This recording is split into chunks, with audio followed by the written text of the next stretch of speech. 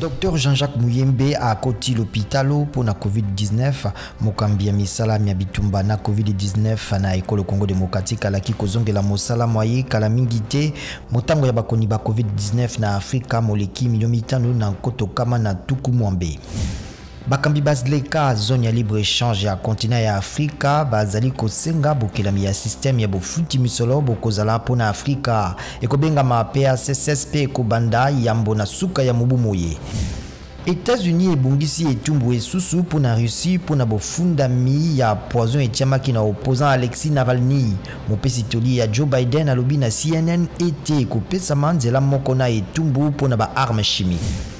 Mapona milelo na Ethiopie kasi na etuka ya Tigre te esika nzala elandi bitumba bizali kongala na mampinga mambula matari. Ministre wa Yambo Abiy Ahmed alobi mapona mima kozala malamu tango 547 circonscription e kozala te na mapona mima ye mazongisa makisima mbala mingi.